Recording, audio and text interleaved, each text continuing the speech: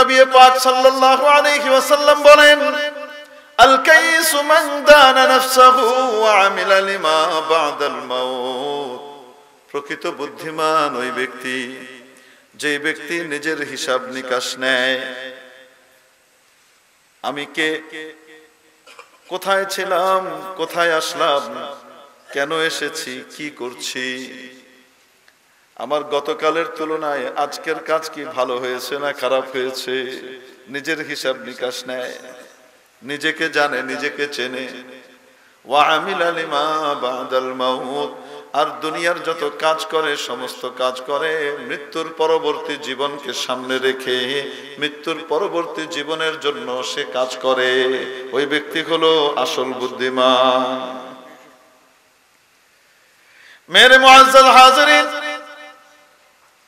এজন্য দুনিয়ার সাফল্য আসল সাফল্য নয়, দুনিয়ার ব্যর্থতা আসল ব্যর্থতা নয়। আসল সাফল্য আখিরাতের সাফল্য, আসল ব্যর্থতা আখিরাতের ব্যর্থতা।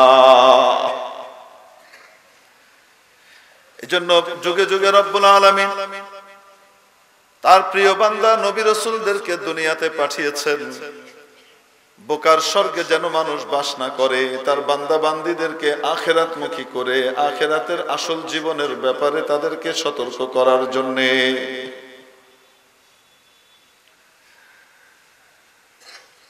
প্রিয় উপস্থিতি, আখিরাতের জীবনের সাফল্য যে ব্যক্তি লাভ করলো তার দুনিয়াটাও সফল কাম হয়ে গেল। আখিরাতের জীবনে যে ধ্বংস হলো তার দুনিয়ার সমস্ত সুখ থাকলেও সে ব্যর্থ হয়ে গেল। قد أفلح المؤمنون الذين هم في صلاتهم خاشعون والذين هم عن اللغو معرضون والذين هم للزكاة فاعلون والذين هم لفروجهم حافظون إلا على أزواجهم أو ما ملكت أيمانهم فإنهم غير ملومين فمن ابتغى وراء ذلك فأولئك هم العادون والذين هم لأماناتهم وعهدهم راعون والذين هم على صلواتهم يحافظون أولئك هم الوارثون الذين يرثون الفردوس هم فيها خالدون صدق الله مولانا العظيم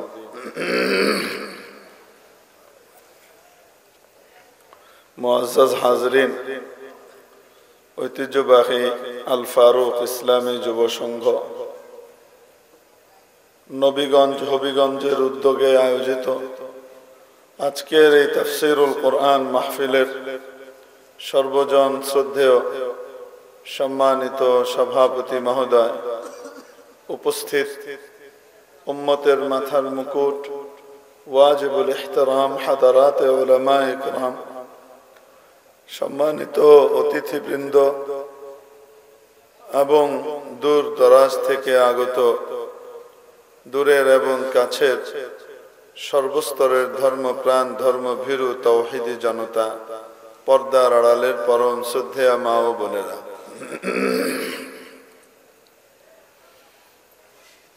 আল্লাহ যত বড়, আল্লাহ তাআলার কালাম বাণী সেটাও তত বড়।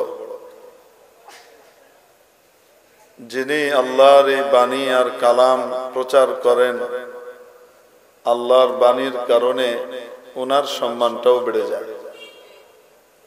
অতএব যখন কোনো আলোচক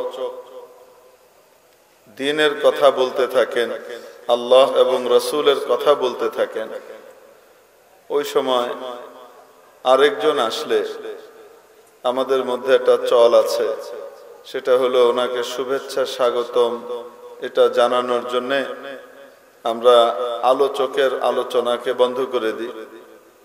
এটা ঢালাও ভাবে অনেক জায়গাতে হয়, শুধু এখানে হয়েছে আজকে তা নয়।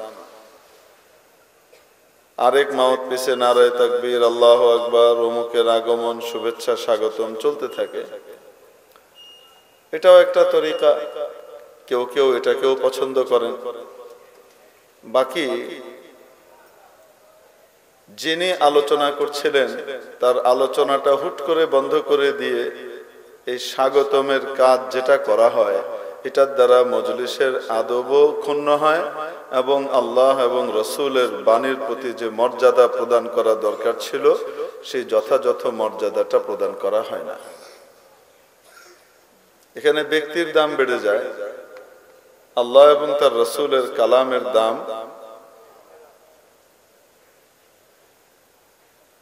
আবার উল্টা দিকে ব্যাখ্যা করলেও করা যাবে, অন্যদিকে ব্যাখ্যা করলেও করা যাবে, ওটাকেও দলিল দিয়ে সাবিত করা যাবে। এক একজনের এক এক অভিরুচি। আমাদের আকাবিরে দেওবন্দ হাজারাতে আকাবিরিন কে আমি দেখেছি ওনারা এই রীতিটাকে পছন্দ করেন না। এজন্য আমিও আমাদের বড়দের রীতিতে, আমাদের আকাবিরিনের তরিকায় থাকাকে পছন্দ করি। তো আমি বয়ান করা অবস্থায় অন্য কেউ আসলে আপনারা নারায়ে তাকবীর দিয়েন, শুভেচ্ছা স্বাগতম দিতে চাইলে দিয়েন। কিন্তু আমি যখন কখনো আসব তো ওই সময় আমার আগের আলোচকের আলোচনা বন্ধ করে যদি আপনারা এভাবে শুভেচ্ছা স্বাগতম জানান, এটাতে আমি প্রচন্ডভাবে বিব্রত বোধ করি। যেহেতু আমি আপনাদের অতিথি, অতিথির ইচ্ছের দিকে সম্মান প্রদর্শন করে আশা করি এই ধরনের কাজ আর সামনে কখনো হবে না। জাযাকুমুল্লাহ খায়রা। আমি বলছি না যে বিপরীতটা না জায়েজ বা সেটা করা যাবে না, এটাও কিন্তু আমি বলিনি। কিন্তু আমি বলতে চাচ্ছি এক একজনের কাছে এক একটা পছন্দ, এক এক তরিকা পছন্দ। আমার কাছে এই তরিকাটা বেশি ভাল লাগে। আমার শেখ ও মুর্শিদ উস্তাজুল আসাতিজা ফখরুল মুহাদ্দিসিন কায়েদ মিল্লাত আওলাদে রসুল আল্লামা সৈয়দ আরশাদ মাদানী সাহেব দামাত বারাকাতুহুমুল আলিয়া, যিনি দারুল উলুম দেওবন্দের এখন সবচেয়ে বড় হুজুর, সদরুল মুদাররিসিন, পৃথিবীর বড় বড় ইসলামী আন্তর্জাতিক যতগুলো বাস্তবধর্মী আন্তর্জাতিক যে সমস্ত সংগঠনগুলো আছে সেগুলোর গুরুত্বপূর্ণ সদস্য, রাবেতা আলমে ইসলামী থেকে শুরু করে বড় বড় ওলামা ইকরামের যে টিমগুলো আছে সেগুলোর সদস্য। আমি হযরতকে দেখেছি, হযরত এই জিনিসকে পছন্দ করেন না। আল্লাহ তাআলা আমাকে হযরতের সান্নিধ্যে দীর্ঘ সময় কাটাবার তৌফিক নসিব করেছেন। আমি দেখেছি হযরত এই জিনিসটাকে পছন্দ করেন না। আমি আমার বড়দের মতের উপরে থাকতে চাই। অতএব কমপক্ষে আমি আসলে এই ধরনের স্বাগতম, আরেকজনের আলোচনা বন্ধ করে এভাবে স্বাগতম জানানো, এটাকে আমি অনুরোধ করব, কেউ না করলে আমি খুশি হব। জাযাকুমুল্লাহ খায়রা। নারাজ হলে মাফ করে দিন।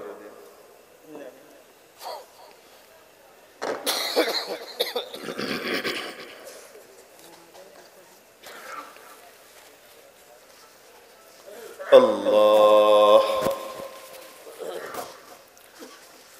জিকির করি সুবহানাল্লাহ ওয়ালহামদুলিল্লাহ ওয়া লা ইলাহা ইল্লাল্লাহ ওয়াল্লাহু আকবার। সুবহানাল্লাহ ওয়ালহামদুলিল্লাহ ওয়া লা ইলাহা ইল্লাল্লাহ ওয়াল্লাহু আকবার। সুবহানাল্লাহি ওয়া বিহামদিহি সুবহানাল্লাহিল আযীম। সুবহানাল্লাহি ওয়া বিহামদিহি সুবহানাল্লাহিল আযীম। সুবহানাল্লাহি ওয়া বিহামদিহি সুবহানাল্লাহিল আযীম। মুআজ্জাজ হাজিরিন, দুনিয়াতে মানুষ ব্যর্থতা চায় না, সাফল্য চায়। দুনিয়াতে মানুষ দুঃখ চায় না, সুখ চায়। মেরে মুহতারাম দোস্ত, কোনো মানুষ ব্যর্থতাকে পছন্দ করে না। সবাই চায় সফল কাম হতে, সবাই চায় জীবনে সাফল্য লাভ করতে, সবাই চায় ইজ্জত, সম্মান, সমৃদ্ধি লাভ করতে, সকলেই চায়। কিন্তু এই সাফল্য এবং ব্যর্থতা এটা দুই রকম। এক রকমের সাফল্য হলো অতি অল্প সময়ের এবং স্বপ্ন যোগে থাকা অবস্থায়, আরেক রকমের সাফল্য হলো বাস্তবধর্মী এবং দীর্ঘমেয়াদী। মনে করেন, আমি বুঝাতে চাচ্ছি, একজন মানুষ যখন স্বপ্ন দেখে, আমাদের এই বিষয়ে যারা বিশেষজ্ঞ বিজ্ঞানী তারা বলেন, স্বপ্নের মধ্যে আমরা অনেক লম্বা চওড়া স্বপ্ন দেখি এবং আমরা মনে করি অনেক সময় হয়েছে। ওনাদের ভাষ্য হলো, পৃথিবীর সবচেয়ে দীর্ঘতম যে স্বপ্নটা মানুষ স্বপ্ন যোগে দেখে, সেটাকে বাস্তব জাগ্রত অবস্থার সময়ের সাথে তুলনা করলে সেই সময়টা দীর্ঘতম স্বপ্নটা হয় 2.5 মিনিট। স্বপ্নে অনেক লম্বা দেখছে, কিন্তু এটার মেয়াদ বাস্তব জীবনে কতটুকু? 2.5 মিনিট। এটা ওনারা জানেন কয় মিনিট বা 2.5 মিনিট, কিভাবে ওনারা হিসাব করেছেন ওনারা জানেন, আমাদের দরকার নেই। এখন মনে করেন, একজন মানুষের সারা জীবনের তুলনায় ঘুমন্ত অবস্থায় তার যে স্বপ্নের মেয়াদটা থাকে বা স্বপ্ন যেটা দেখে, এই দুইটার পরিমাণ কত ব্যবধান, ঠিক কি ঠিক না? একজন মানুষ 1 ঘন্টা 2 ঘন্টাও যদি ঘুমায়, তখনও সে স্বপ্ন দেখতে পারে। সে স্বপ্নটাকে সারা ঘুম ব্যাপী হয় না অল্প সময়ের হয়? অল্প সময়ের হয়। ওই সময়টার তুলনায় সারাটা জীবনকে যদি আমরা হিসাব করি, 60, 70, 80, 90 বছরের জীবনটা হিসাব করি, তাহলে স্বপ্নের সময়টা কি অনেক বেশি না খুবই অল্প? খুবই অল্প। 1,00,000 ভাগের 1 ভাগও হবে না। 70 বছরের জীবনের তুলনায় ঘুমের একটা স্বপ্ন, এই স্বপ্নটা কি 1,00,000 ভাগের 1 ভাগ হবে? সময়ের দিক থেকে, ডিউরেশনের দিক থেকে, মেয়াদের দিক থেকে হবে না। বাস্তব জীবনের সময়টা অনেক লম্বা, আর স্বপ্নের সময়টা বড় অল্প। তাহলে স্বপ্নের সাথে মানুষের জাগ্রত জীবনের যে পার্থক্যটা আমরা যদি হিসাব করি, তাহলে একটা পার্থক্য হলো স্বপ্নের সময়টা বড় অল্প, স্বল্প মেয়াদী, স্বপ্নটা বড় স্বল্প মেয়াদী, আর বাস্তব জীবনটা দীর্ঘমেয়াদী। নাম্বার 2, বড় পার্থক্য যেটা, সেটা হলো স্বপ্নের যে অবস্থাটা, এটা আর বাস্তব জাগ্রত অবস্থা দুইটা কি এক না? একজন মানুষ স্বপ্নে দেখছে যে তাকে বাংলাদেশের প্রধানমন্ত্রী বানিয়ে দেওয়া হয়েছে। তারপরে দেখছে বাংলাদেশের প্রধানমন্ত্রী হিসেবে তাকে বরণ করার পরে তাকে গোটা বিশ্বের মানুষ এত বেশি পছন্দ করেছে, সবাই সব দেশ থেকে সে স্বপ্নে দেখছে, খবর আসলো যে আমরা অমুককে আমাদের দেশেরও প্রধানমন্ত্রী চাই, তো সারা বিশ্বের উনি প্রধানমন্ত্রী হয়ে গেছে। হ্যাঁ, স্বপ্ন তো স্বপ্নই, ঠিক কি ঠিক না? দেখছে, খুব খুশি, সারা পৃথিবী তাকে বাহবা দিচ্ছে, মাথায় তুলে নাচছে, হ্যাঁ, এবং সে অনেক সুখে শান্তিতে আছে। ঘুম যখন ভেঙেছে একটু পরে, ঘুম ভাঙার পরে দেখছে ছেঁড়া কাঁথার তলে শুয়ে আছে, প্রচন্ড শীতে হি হি করে কাঁপছে। এই শীত নিবারণের মতো কাপড়টুকুও তার কাছে নাই। এখন বলেন তো দেখি, ওই যে স্বপ্নে যে সাফল্য অর্জন করেছে, বিশাল ইজ্জত সম্মান সমৃদ্ধি লাভ করেছে, ওইটা আসল না বাস্তব জীবনটা আসল? আস্তে বলুন, ঘুমন্ত অবস্থাটা আসল নাকি জাগ্রত অবস্থাটা আসল? আবার আরেকজন স্বপ্ন দেখছে যে গোটা পৃথিবীব্যাপী প্রচন্ড দুর্ভিক্ষ দেখা দিয়েছে, বাংলাদেশে ভয়ঙ্কর দুর্ভিক্ষ চলে এসেছে, সে 2023 সাল পার করছে, মাননীয় প্রধানমন্ত্রী 1 বছর আগে ঘোষণা দিয়েছিলেন দুর্ভিক্ষ আসছে, সেটা বাস্তব রূপ লাভ করেছে। কঙ্কাল সার শরীর নিয়ে সে হেঁটে বেড়াচ্ছে, জীবন্ত কিছু কঙ্কাল কোনোভাবে হেঁটে বেড়াচ্ছে, খাওয়া দাওয়া কিচ্ছু নাই, বড় কঠিন অবস্থা, ক্ষুধার জ্বালায় সে ছটফট করছে। চোখ দিয়ে তার পানি বেরোচ্ছে। এই কষ্ট ভোগ করতে করতে হঠাৎ তার ঘুম ভেঙে গেল, দেখে কাচ্চি বিরিয়ানির সুঘ্রাণ আসছে, কালিয়া কোপ্তা জর্দা তার জন্য প্রস্তুত করা হচ্ছে এবং গোটা বাড়িতে উৎসবের আমেজ যে আজকে ভালো খানা খাওয়া হবে। তো ঘুম থেকে উঠে দেখে না 2023 সালও আসে নাই এখনো, 2022-এই আছে এবং খুব আরামের খাবার দাবার এখনো সামনে আছে।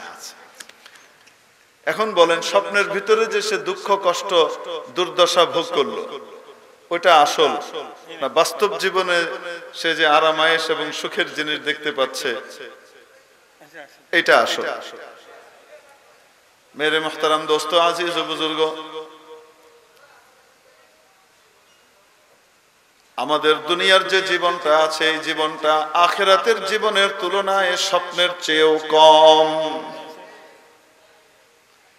60, 70, 80 বছরের জীবন, আখিরাতের অনন্তকালের যে জীবন আসবে, যে জীবনের শুরু আছে কোনো শেষ নাই, সেই তুলনায় স্বপ্নের যে মেয়াদ তার চাইতেও অনেক বেশি কম, তুলনাতেই আসবে। নাম্বার 2, এখানে যা হচ্ছে এগুলো কিয়ামতের দিন স্বপ্নের মতোই মনে হবে। আসল শান্তি, আসল সুখ, আসল ইজ্জত, আসল সম্মান, আসল সমৃদ্ধি, আসল সাফল্য আখিরাতের সাফল্য। আসল দুঃখ কষ্ট পেরেশানি মুসিবত দুনিয়ারটা নয়, আখিরাতেরটা আসল। একটা দোকানে যদি আপনি যান, কোন শোরুমে যদি যান, কোন ফ্যাক্টরির বা কোন কোম্পানির, গেলে দেখবেন দোকানদার মাল সাজিয়ে রেখেছে, প্রতিটা এক পিস 2 পিস করে সাজানো আছে। অর্ডার দিলে এই মালটা দেন বললে ওখান থেকে নামিয়ে দেয় না, সে ভিতরে গুদামে লোক পাঠায়, ওখান থেকে জিনিস আসে। তো স্যাম্পল যেটা রাখা থাকে সামনে এটা বেশি, যেটা দেখা যাচ্ছে এটা বেশি, না অদৃশ্য যেটা দেখা যাচ্ছে না গুদামে রাখা আছে ওইটা বেশি? বলেন না কেন? স্যাম্পলটা বেশি না গুদামেরটা বেশি? তুলনা করা যাবে গুদামেরটা কত বেশি? আল্লাহু আকবার, ঠিক কি ঠিক না? দোকানের সামনে এরকম স্যাম্পল রাখা থাকে চালের দোকানে, এই কিন্তু গোডাউনের মধ্যে গুদামে তার হাজার হাজার বস্তা রাখা আছে এক একটা, ঠিক কি ঠিক না? তো যেটা বেশি ওটা কিন্তু দেখা যাচ্ছে না, খাজানা দেখা যায় না, নমুনা দেখা যায়। কি দেখা যায়? নমুনা দেখা যায়, খাজানাটা দেখা যায় না। কিন্তু বলেন তো দেখি, নমুনা বেশি না খাজানাটা বেশি? দুনিয়াতে যে সুখ শান্তি দুঃখ কষ্ট রব্বুল আলামিন দিয়ে রেখেছেন এগুলো হলো নমুনা, নমুনা, নমুনা। খাজানা রেখে দিয়েছেন আখিরাতে। ওই খাজানার মালিক হওয়ার জন্য দুনিয়াতে রব্বুল আলামিনের দেওয়া নীতি অনুযায়ী চলা লাগবে। ওনার দেওয়া নির্দেশনা পরিপূর্ণভাবে ফলো করলে আখিরাতের সুখের খাজানার ভান্ডারের মালিক আল্লাহ বানাবেন। ওখানে খাজানা, এখানে নমুনা। সারাংশ যেটা বোঝাতে চাচ্ছিলাম সেটা হলো, দুনিয়ার যে সুখ শান্তি সাফল্য, দুনিয়ার যে দুঃখ কষ্ট দারিদ্র দুর্দশা এবং ব্যর্থতা, এটা আসল নয়, এটা নকল। আসল হলো আখিরাতেরটা, এটা নমুনা। আর আখিরাতেরটা হলো খাজানা, এটা স্যাম্পল, ওটা গোডাউন। সাগরের পানি কেমন? ঢাকায় থাকে তো সাগরের পানি কেমন কিভাবে বুঝাবে? এজন্য কক্সবাজার থেকে আসার সময় বোতলে করে 1 বোতল পানি নিয়ে আসছে, এসে এনে দেখাইলো এই যে সাগরের পানি এমন। সে তো খুব খুশি, সাগরের পানি পেয়েছি। মুখে দিয়ে দেখে তেতো। এই অল্প এতটুকু সাগরের পানি, কার দূর সাগরের পানি, এটার সাথে কয় হাজার কোটি গুণ বেশি সাগরের পানি, তুই হিসাব করে পারবি নাকি? তো তোর জন্য নমুনা নিয়ে আসলাম। তো কক্সবাজার থেকে সিলেটে নিয়ে আসছে নমুনা 1 বোতল পানি। আর সাগরের পানি কি পরিমাণ কল্পনা করা যাবে? কল্পনা করা যাবে না। আখিরাত এবং দুনিয়ার তুলনা দুনিয়ার জীবনের তুলনা, এটা দিতে গিয়ে যে উদাহরণ দেওয়া হয়েছে, কোন ব্যক্তি সাগরে আঙুল ডুবিয়ে দিল, সাগরে কি পরিমাণ পানি যে দেখে নেই সে কল্পনাই করতে পারবে না সাগর কি জিনিস। আমি সর্বপ্রথম জীবনে যখন সাগর দেখেছি আমি অভিভূত হয়ে শুধু তাকিয়েছিলাম, কিংকর্তব্য বিমূঢ় হয়ে গিয়েছিলাম, এতটা বিস্মিত এবং হতবাক ছিলাম যে রাহারা হয়ে গেছে। আল্লাহু আকবার, এত পানি আর এত বিশাল, আল্লাহু আকবার। তো কেউ সাগরের মধ্যে আঙুল ডুবালে আঙুলটা উঠানোর পরে আঙুল থেকে 1-2 ফোঁটা পানি পড়ে কি পড়ে না?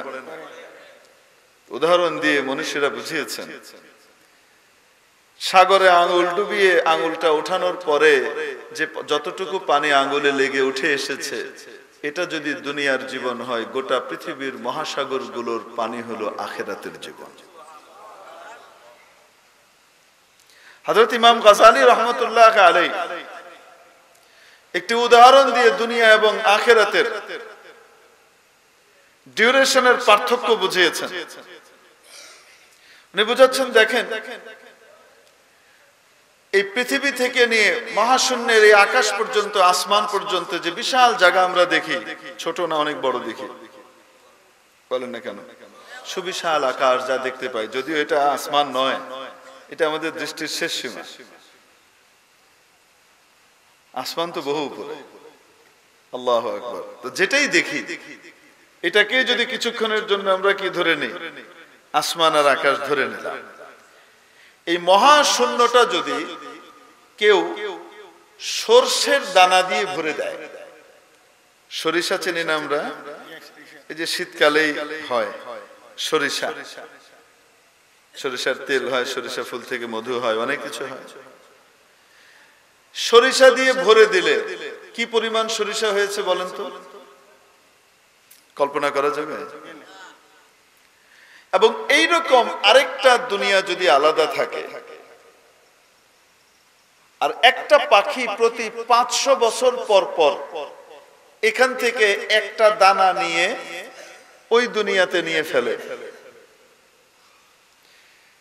তাহলে এই আসমান পর্যন্ত পুরো মহাশূন্য যে ভর্তি হয়েছে সরিষার দানা দিয়ে, 500 বছর পর পর একটা করে দানা পাখিটা মুখে নিয়ে কি করে? অন্য জায়গায় রেখে আসে। এটা শেষ হইতে কয়দিন লাগবে? আপনাদের কাছে মোবাইল আছে, হিসাব করে বলেন। মোবাইল কেন? আল হাসুবুল আলী, কম্পিউটার দিয়ে যদি হিসাব করেন তাও হবে না। পৃথিবীর যত সুপার কম্পিউটার আছে সেগুলা দিয়ে হিসাব করলেও কত বছর লাগবে এটা পার করা যাবে? হিসাব করা যাবে? হ্যাঁ, কতদিন লাগবে?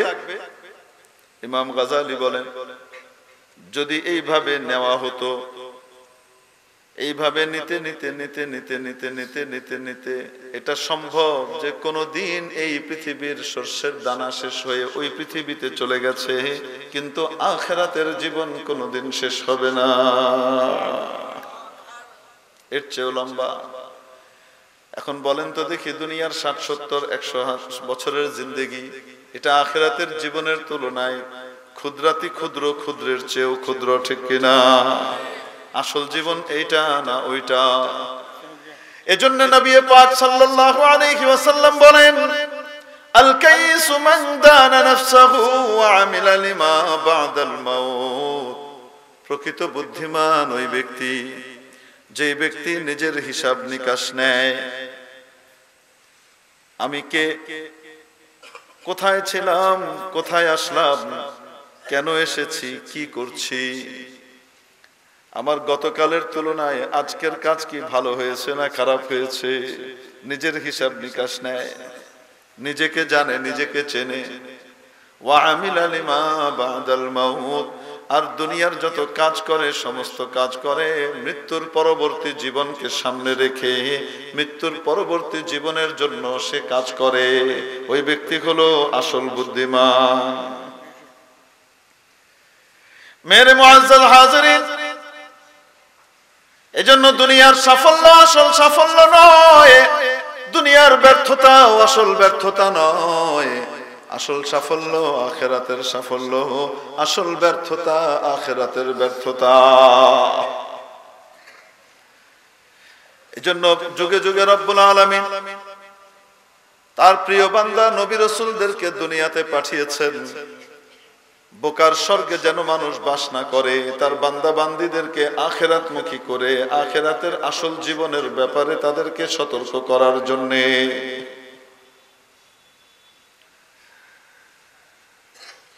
প্রিয় উপস্থিতি, আখিরাতের জীবনের সাফল্য যে ব্যক্তি লাভ করলো তার দুনিয়াটাও সফল কাম হয়ে গেল। আখিরাতের জীবনের যে ধ্বংস হলো তার দুনিয়ার সমস্ত সুখ থাকলেও সে ব্যর্থ হয়ে গেল।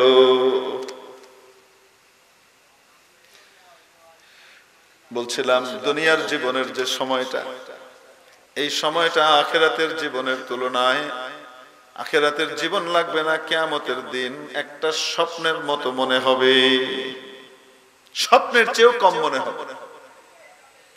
হাদিস শরীফের মধ্যে আসে আল্লাহ তাআলা কিয়ামতের দিন এক ব্যক্তিকে উপস্থিত করবেন, যে ব্যক্তি জীবনে দুঃখ কি জিনিস কোনোদিন দেখেনি, কষ্ট কি জিনিস কোনোদিন দেখেনি,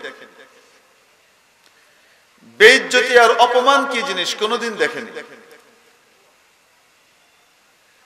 কোনোদিন সে রোগ শোকে কাতর হয়নি, কোন রকমের দুঃখ কষ্ট পেরেশানি জীবনে কোনোদিন তাকে ছোঁয়নি। আমরা বাংলায় এরকম লোককে বলি সোনার চামচ মুখে দিয়ে জন্ম নিয়েছে। ওয়াআশা ফিত তুরাফ, প্রাচুর্যের ভিতরে জীবন কাটিয়েছে, বাবার অঢেল আছে, কোনোদিন অভাব অনুভব করেনি, যা ইচ্ছা তাই পেয়েছে। এরকম একজন মানুষকে আল্লাহ আনবেন, এনে তাকে মনে করাবেন, সে স্বীকার করবে, তার সুখ স্মৃতিগুলো সে স্বীকার করবে। আল্লাহ তাআলা এক ফেরেশতাকে বলবেন, যাও একে নিয়ে যাও জাহান্নামের কাছ দিয়ে একটু ঘুরিয়ে নিয়ে আসো। জাহান্নামে ঢুকাবে না, বেশি কাছেও নিও না, মোটামুটি দূর দিয়ে কাছাকাছি একটু ঘুরিয়ে নিয়ে আসো। ঘুরিয়ে নিয়ে আসা হবে, আনার পরে আল্লাহ তাআলা তাকে আবার পৃথিবীর সেই সুখের সময়গুলো মনে করাবেন, কেমন কেমন সুখে সে ছিল। সেগুলো সে শোনার পরে হতবাক হয়ে যাবে এবং ফেল ফেল করে তাকিয়ে থেকে সে আল্লাহ তাআলাকে এক পর্যায়ে বলবে, ইয়া আল্লাহ, আপনি কি আমার সাথে ঠাট্টা করছেন? আমি আপনার ক্ষুদ্রাতি ক্ষুদ্র এক নগণ্য দাসানুদাস, আর আপনি রব্বুল আলামিন মহাবিশ্বের পালনকর্তা, আপনি আমার সাথে ঠাট্টা করবেন, মস্করা করবেন, এটা কি মানায়? ইয়া আল্লাহ, পৃথিবীতে সুখ কি জিনিস আমি তো কোনোদিন দেখিই নাই।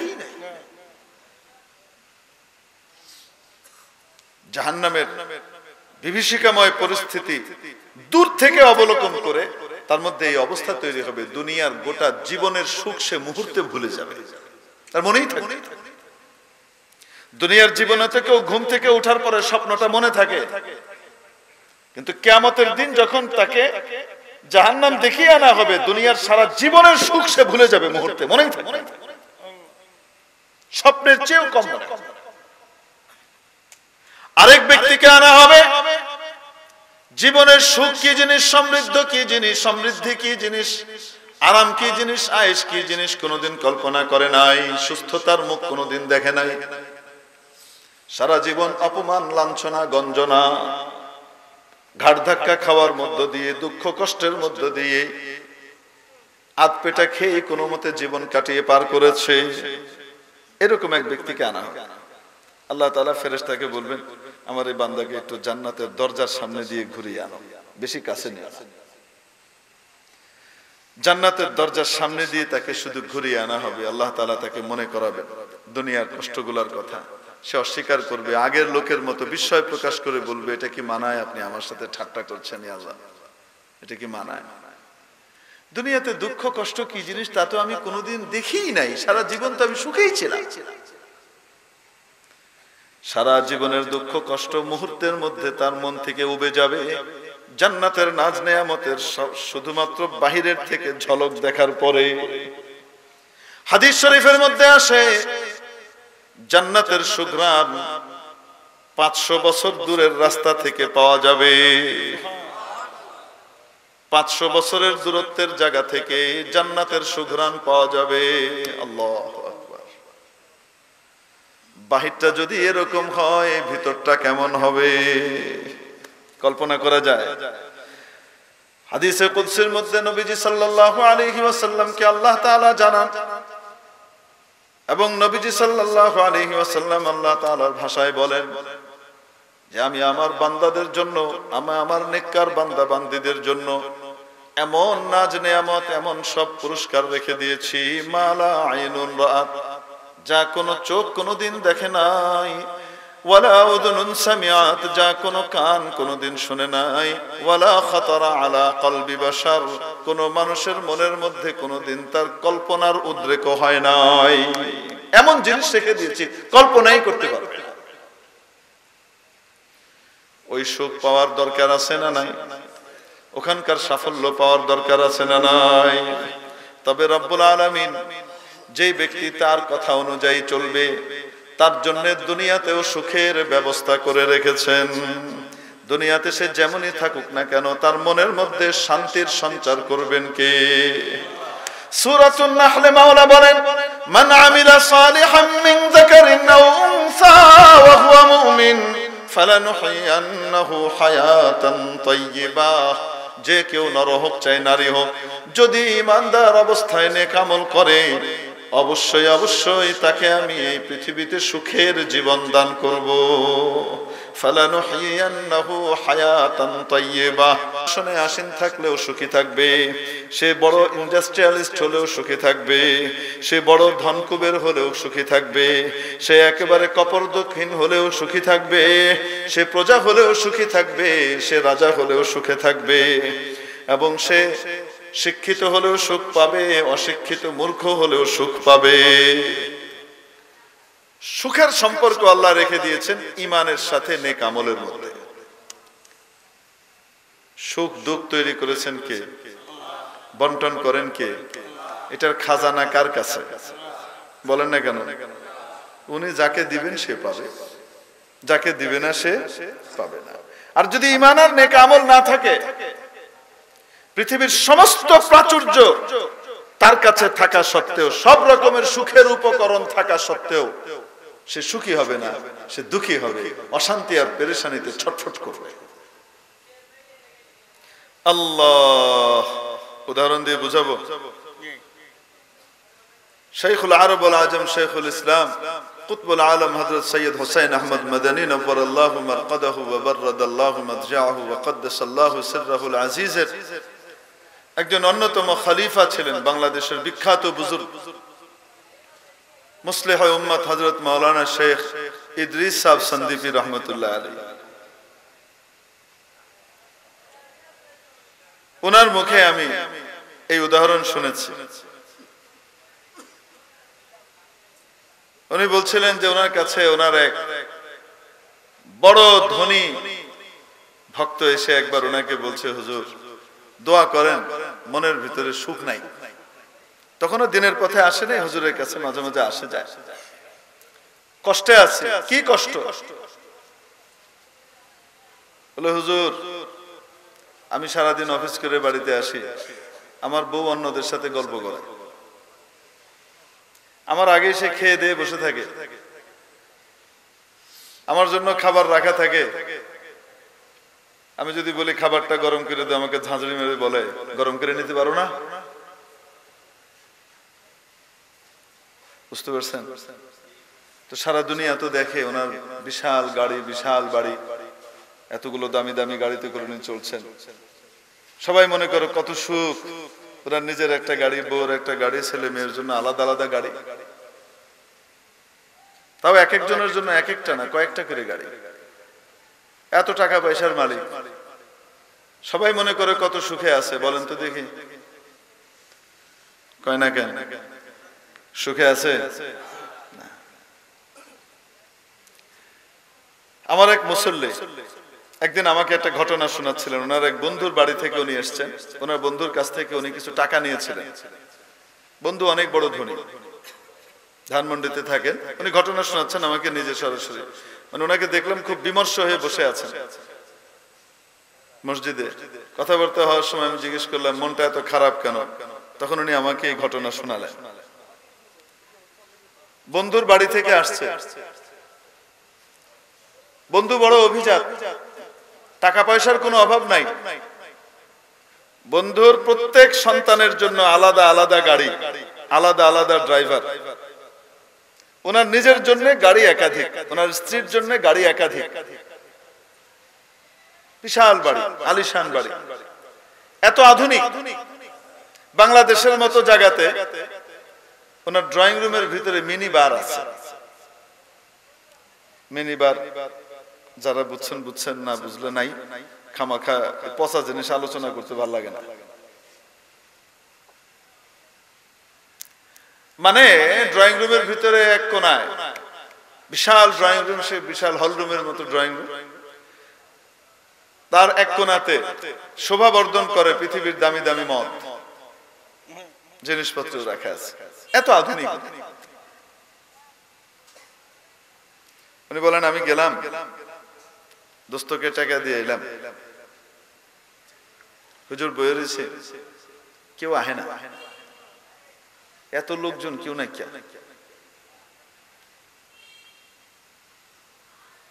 আল্লাহ, একটু পরে মেয়ে বের হয়েছে। উনি বলেন মেয়ের যে ড্রেস, সেই ড্রেসের দিকে তাকানো কোনোভাবে সম্ভব না।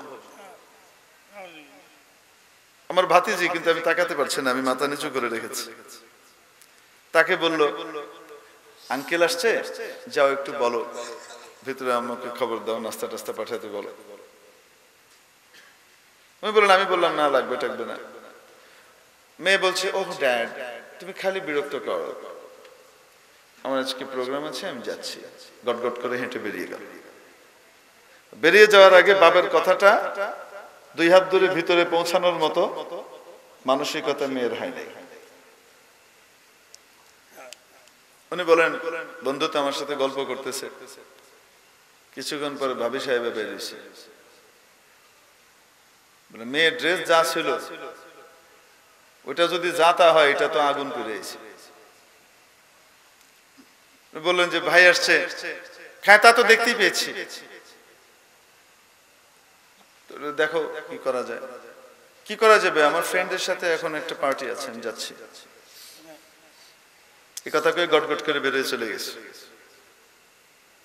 চলে যাওয়ার পরে দোস্ত এক পর্যায়ে নিজের মনের কষ্টের কথা বলতেছে, দোস্ত জীবন কাটাইতেছি জাহান্নামের ভিতরে, আমার বউ আমার চোখের সামনে অন্য ছেলে পেলেদের সাথে লটর পটর করে, আমি দেখি কিছু বলতে পারি না, মান সম্মান বাঁচানোর ভয়ে কিছু বলতে পারি না কাউকে, এভাবে সহ্য করে জীবনটা পার করতেছি। বলেন তো দেখি, সারা দুনিয়া তো মনে করতেছে সুখের সাগরে ভাসছে। সুখে আছে তো? বলেন না কেন? সুখে আছে? সুখের উপকরণ এক জিনিস, সুখ আর এক জিনিস। সুখ তো আসে মনের অনুভূতির মধ্যে। সুখ আর দুঃখ বাইরে থেকে দেখে বোঝা যায় না, ওটা মানুষের হৃদয়ের দুইটা উপলব্ধির এবং অনুভূতির নাম। কন্ট্রোল করেন কে? আরো আসতে বলি কে? এটার খাজানা কার কাছে? আল্লাহ।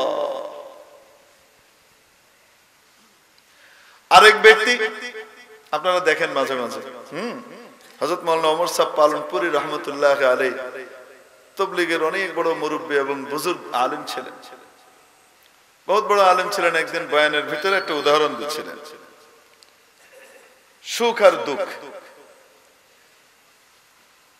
উনি বলছেন স্কুলের সামনে, কলেজের সামনে এরকম যখন ছুটি হয় তখন দেখা যায় অনেক রকমের ওই যে জাম্বুরা ভর্তা, আমড়া ভর্তা, এগুলা সেগুলা নিয়ে বসে না, সব বসে।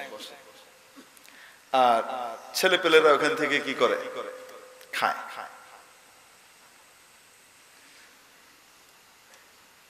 তো উনি দুইজনের কথা বলছেন, বলেন নাই ছেলে না মেয়ে? ছেলে আর মেয়ে, এটা দুইটা বললে আবার একটু অন্যরকম হয়ে যায় না? এটা বলেন দুইজন কি খাচ্ছে? তীব্র গরমের ভিতরে ভর দুপুরে তালু ফাটা রোদের মধ্যে কি খাচ্ছে? আপনার ওরকম ওই যে জাম্বুরা ভর্তা খাচ্ছে, শুকনা মরিচ দিয়ে মাখিয়ে একদম ভালো করে বানানো আছে, খাচ্ছে। এখন খেতে গিয়ে এদিকে তো প্রখর রোদ, এই রোদের কারণে সারা শরীর থেকে কি ঝরছে? ঘাম ঝরছে। আর ওই যে যেটা খাচ্ছে ওটা মিষ্টি না ঝাল? তীব্র ঝাল হওয়ার কারণে এখন ওটা যখন খাচ্ছে তো খেতে গিয়ে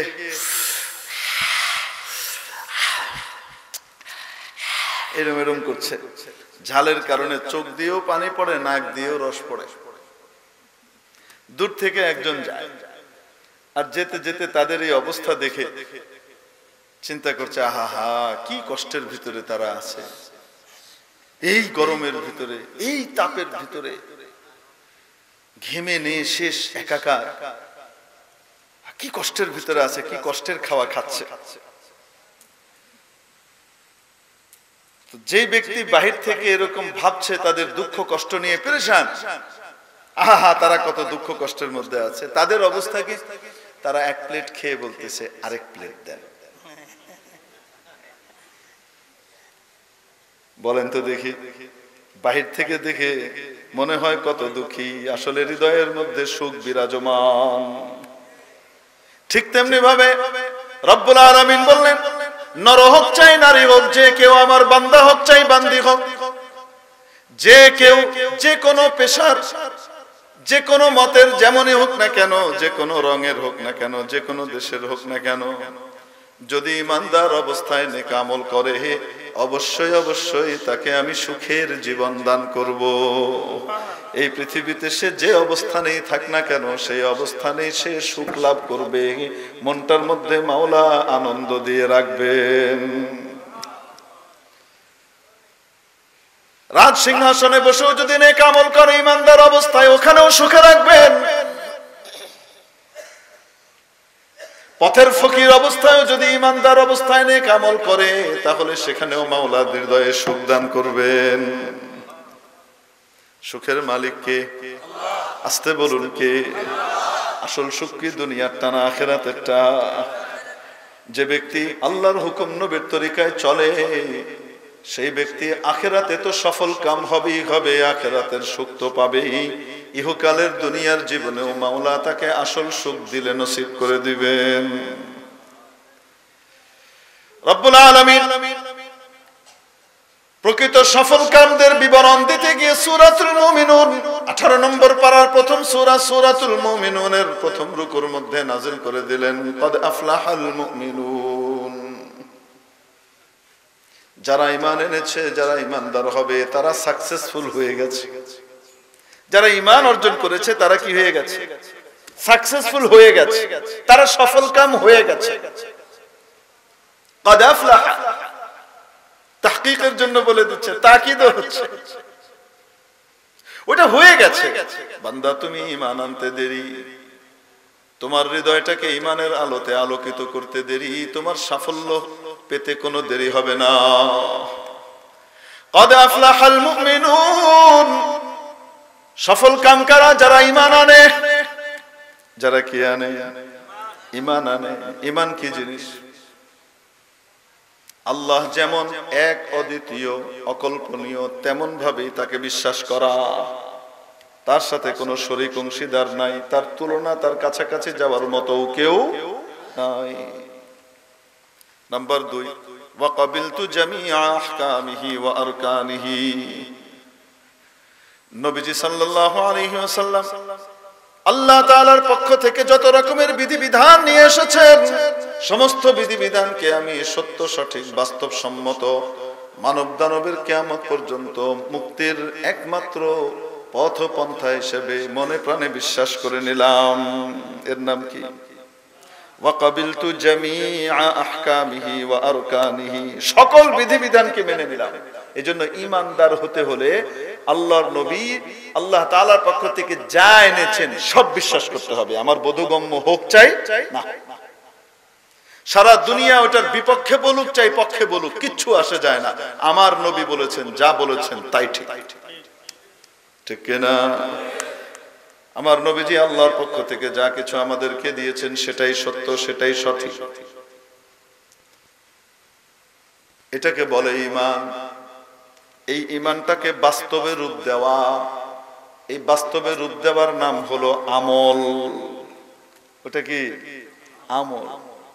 ঈমান হলো বিশ্বাস আর চেতনা। মনে রাখবেন, সব কিছুকে বিশ্বাস করে,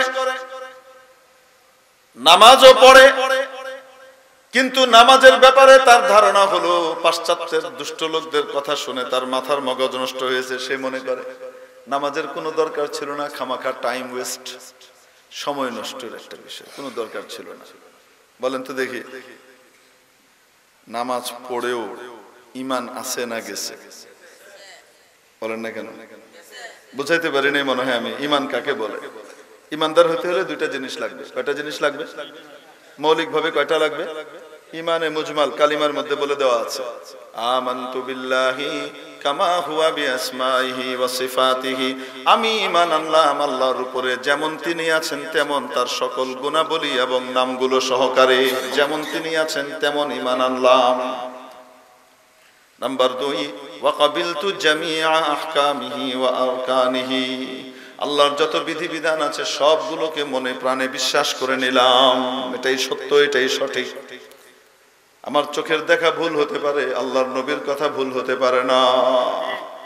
এই যে দেখেন, এখানে সরকারি প্রাথমিক বিদ্যালয় লেখা আছে, ক্লাসরুমের ভিতরে ছাত্ররা থাকে না, ইন্সপেক্টর এসেছে মনে করেন, জেলা শিক্ষা অফিসার এবং গুরুত্বপূর্ণ ব্যক্তিরা মাঝে মাঝে ইন্সপেকশনে আসে না, দেখতে এসেছে, ক্লাসে ঢুকেছেন। ক্লাসের ছাত্র সংখ্যা মনে করেন 100 জন। কতজন? সবাই আছে বলতে হলে কতজন উপস্থিত থাকতে হবে? বলেন না কেন? সবাই আছে এই কথাটা উত্তর যদি দিতে হয় যে সবাই আছে, সবাই আছে বলতে হলে কয়জন উপস্থিত থাকতে হবে? 100-তে 100 জনই উপস্থিত থাকতে হবে, তাহলে বলা যাবে সব আছে। একজন নাই, 99 জন আছে, বলা যাবে সব আছে। সব হতে হলে 100-তে 100 লাগবে। ঠিক তেমনি ভাবে ওয়া কাবিলতু জামিআ, সকল আহকামিহি ওয়া আরকানিহি, বিধিবিধান মনে প্রাণে বিশ্বাস করতে হবে। আমি মানতে পারি, আমি বাস্তবে এটা আমল করতে পারি, চাই না পারি, কিন্তু মনে প্রাণে আমাকে বিশ্বাস করতে হবে আল্লাহ যা বলেছেন তাই ঠিক, আল্লাহর রাসূল যা বলেছেন তাই ঠিক। সারা পৃথিবী যদি তার বিরুদ্ধে বলে, পৃথিবী ভুল হতে পারে, আল্লাহর রাসূল ভুল হতে পারে না। চাই সেটা আমি বাস্তবে আমল করতে পারি, চাই না পারি, কিন্তু বিশ্বাস যদি এটা থাকে তাহলে ঈমানটা আছে। এখন একজন মানুষ মনে করেন নামাজও পড়ে, রোজা রাখে, হজ করে, বছর বছর উমরা করে, আবার কপালে একদম দাগ টাগও পড়ে গেছে নামাজ পড়তে পড়তে, কিন্তু মনে মনে তার বিশ্বাস কি নামাজের কোনো দরকার ছিল না, আল্লাহ খামাখা সময় নষ্টের জন্য একটা জিনিস দিয়ে রাখছে। তো নামাজ পড়া সত্ত্বেও ঈমান আছে না গেছে? ঈমানদার না বেঈমান?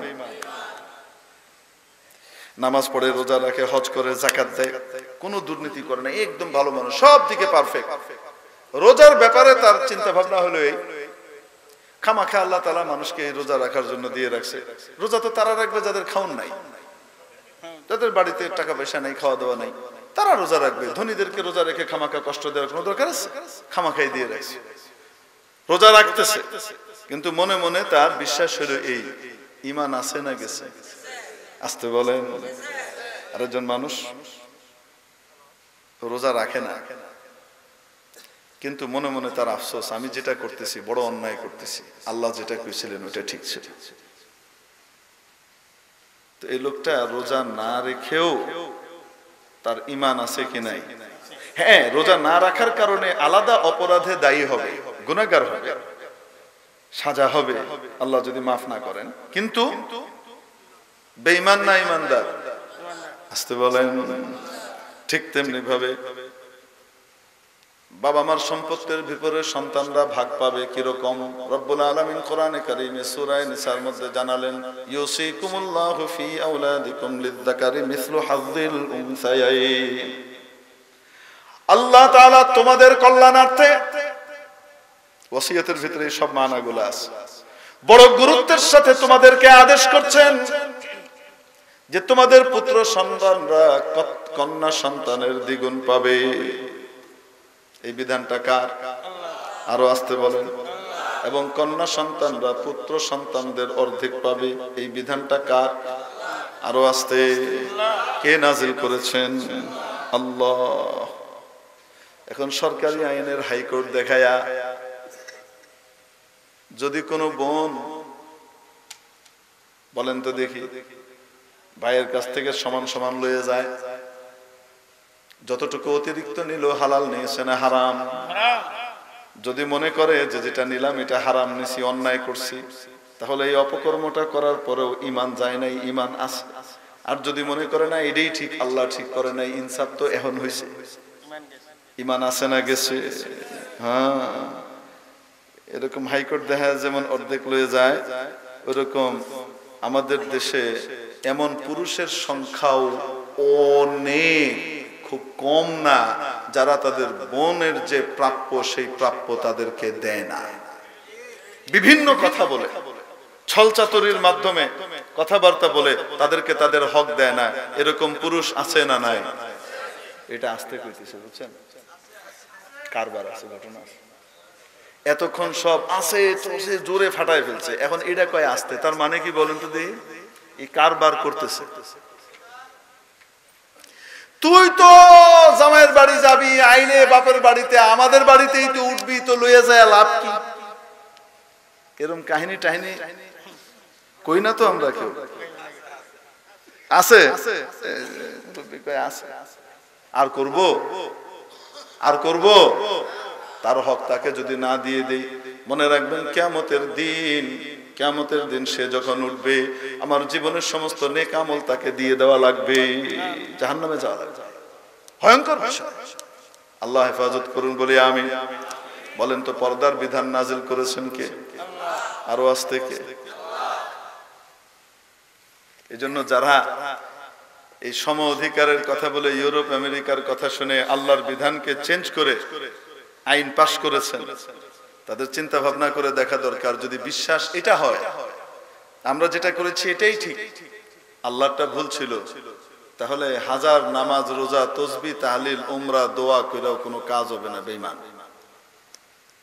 আর যদি বিশ্বাস এটা হয় যেটা করেছি সেটা অন্যায় করেছি, আল্লাহ যেটা বলছেন ওটাই ঠিক, যে আইনটা করেছে সেই আইনটা কি করেছি? ভুল করেছে, এটা ঠিক করি নাই, আল্লাহ যেটা বলেছেন সেটাই ঠিক, তাহলে গুনাহগার হবে কিন্তু ঈমানটা থাকবে। এজন্য ঈমান বাঁচানোর পথ বলে দিলাম। ঈমান ছাড়া কোনো আমল কবুল হবে?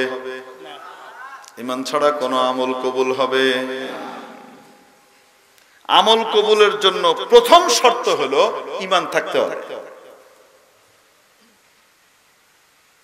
ঈমান যদি না থাকে কোনো আমল কবুল হবে না। আল্লাহ আমাদেরকে বুঝবার তৌফিক দান করেন। ঈমানটাকে সাধারণ কাজ না, অনেক গুরুত্বপূর্ণ। ঈমানের পরে সবচেয়ে গুরুত্বপূর্ণ কাজ আপনারা জানেন, আমলের মধ্যে নামাজ। ঠিক কি ঠিক না? নামাজ শিখা লাগে কিনা? শিখা লাগে? হ্যাঁ, নামাজ পড়তে হলে ফরজ কয়টা, ওয়াজিব কয়টা, কোনটা সুন্নত, কিছু কোরআন শরীফের তেলাওয়াত শিখতে হয় কি হয় না, কিছু দোয়া কালাম শিখতে হয় কি হয় না, কোনটা আগে কোনটা পরে, কিভাবে দাঁড়াতে হবে, কিভাবে ওযু করতে হবে শিখতে হয় না, নাকি বিনা শিখায় নামাজ হয়ে যায়? একটা উদাহরণ দেই।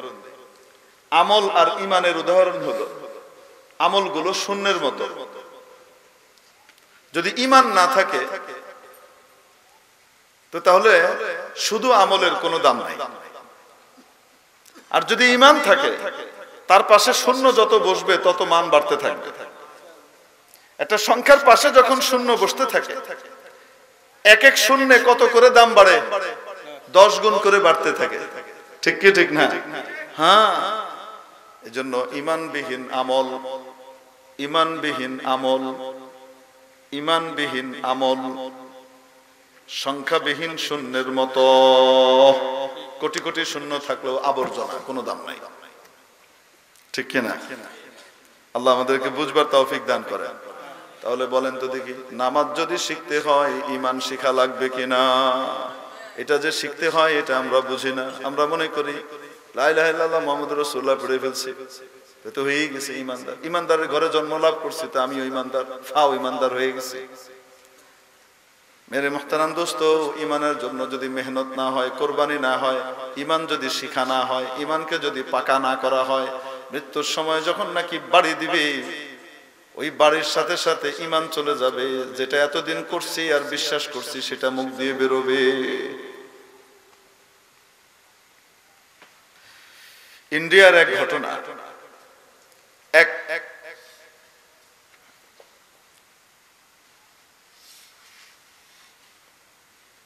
টাঙ্গাওয়ালা ছিল। টাঙ্গাওয়ালা মানে আমি কিভাবে বুঝাবো আপনাদেরকে, ঘোড়ার গাড়িওয়ালা আছে না, এই ঘোড়ার গাড়িওয়ালা ছিল। আগেকার জমানায় তো রিক্সা টিক্সা এরকম ছিল না, পরে রিক্সা আসছে। তো ট্রেন যেত ভোরবেলায়, ফজরের আগ দিয়ে ট্রেন যেত। তো এই লোক স্টেশনে যাত্রী নিয়ে যেত, তার 3 ছেলে ছিল। সে স্টেশনে যাত্রী নিয়ে যেত, ভোর রাত্রে ট্রেন ধরানোর জন্য সে উঠত। যাত্রী পৌঁছায় দেওয়ার পরেও ফজরের সময় তার কাছে অনেক সময় বাকি থাকত, কিন্তু নামাজ পড়ত না। সে যাওয়ার সময় বলতে থাকতো, এক সওয়ারি দো সওয়ারি চার চারানা স্টেশন, এরকম সুর করে করে মানুষকে ওই রাস্তা দিয়ে যেত আর বলতো, একজন যাওয়ার 2 জন যাও, স্টেশন পর্যন্ত চারানা দিলেই হবে। জনপ্রতি কয় না, চারানা দিবা, স্টেশন পৌঁছায় দিবা। এক সওয়ারি দো সওয়ারি চার চারানা স্টেশন, একজন যাও চাই 2 জন যাও, কত দিতে হবে? চারানা দিলে স্টেশন পর্যন্ত পৌঁছায় দিব। সে এটা বলতে বলতে যেত, আর মানুষজন উঠতো, ঘুম থেকে উঠে যাদের যাওয়ার তারা যেত। তো তার 3 ছেলে তাকে একদিন বলছে, আব্বা, মানুষ ফজরের নামাজের সময় উঠতে পারে না। ফজরের নামাজে মানুষের অনেকের ঘুম ভাঙে না, তাই পড়তে পারে না। আব্বা, তুমি তো তাহাজ্জুদের সময় উঠো, তোমার কত ভালো কপাল, তুমি মানুষকে, তুমি এমন একটা পেশা নিয়েছো যে মানুষকে তুমি ফজরের সময় পৌঁছিয়ে দাও। আবার তুমি যদি ফজরটা পড়ো কত ভালো হতো। তো বাবা বলে, নামাজ কালামের কোনো দরকার নাই, এগুলি খামাখা মোল্লাদের কথা। ঈমান আছে না গেছে? কিন্তু লা ইলাহা ইল্লাল্লাহ মুহাম্মাদুর রাসূলুল্লাহ সব বলে। ইন্তেকালের সময় আসছে, বাবা মৃত্যু পথযাত্রী, মৃত্যু মুখে পতিত, নিঃশ্বাস ফুলছে নামছে, বোঝা যাচ্ছে হয়তো টিকবে না। তো আশপাশ থেকে ছেলেরা কালেমার তালকিন করতেছে। মসজিদ থেকে ইমাম সাহেবকে খবর দিয়েছে, আব্বার অবস্থা যেন কেমন, মনে হচ্ছে টিকবে না, আপনারা একটু আসেন। তো হুজুররা সহ ছেলেরা সহ পাশে কালেমা পড়তেছে, লা ইলাহা ইল্লাল্লাহু মুহাম্মাদুর রাসূলুল্লাহ। পাশে পড়তে হয়, কিন্তু বলতে হয় না তুমি কালেমা পড়ো, এটা বলা নিষেধ। কারণ ওই সময় যে কষ্ট থাকে, ওই কষ্টের সময় আদেশ করলে তার মেজাজ বিগড়ে যেতে পারে, সে রাগের চোটে বলতে পারে পড়বো না, আর ওই অবস্থায় রূহ চলে যেতে পারে। এজন্য বলতে নাই, কিন্তু পাশ থেকে কি করতে হয়? পড়তে হয়, শুনে শুনে যেন সে কালেমা পড়ে ফেলে। এখন ছেলেরা সব কালেমা পড়তেছে, বাপকে বলতেছে, বাবা সবাই কালেমা পড়ে। আর বাপ কি বলে? এক সওয়ারি দো সওয়ারি চার চারানা স্টেশন, এক সওয়ারি দো সওয়ারি চার চারানা স্টেশন। আশপাশে সবাই কালেমা পড়ে, তার কপালে কালেমা জুটলো না। এই বলতে বলতে দুনিয়া থেকে বিদায় নিয়ে গেল। মেরে মুহতারাম দোস্ত, যেই কথা বেশি বলবো, বেশি শুনবো দুনিয়াতে, সেটাই মৃত্যুর সময় মুখ দিয়ে বেরোবে।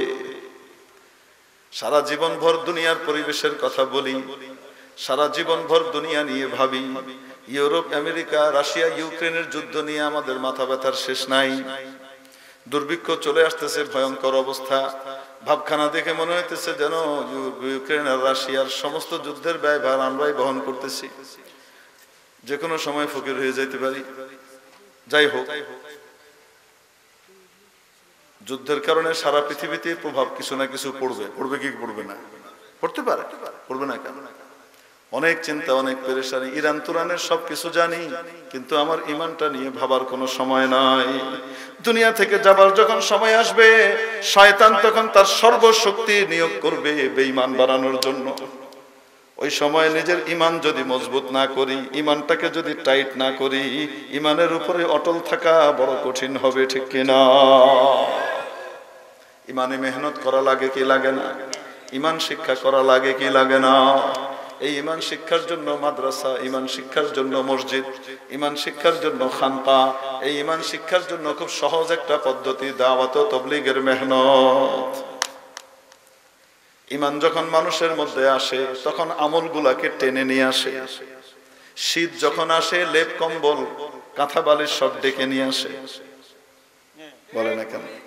যখন শীত আসে তখন কি কওয়া লাগে নাকি? শীত এসেছে, সবাই লেপ কম্বল কাঁথা নিতে ভুলবেন না, আপনার জ্যাকেট তৈরি করুন, না থাকলে কিনে আনুন, ঘোষণা করা লাগে। যখন শীত আসে অটোমেটিক এগুলো লইয়া আসে। আরে বলে না কেন?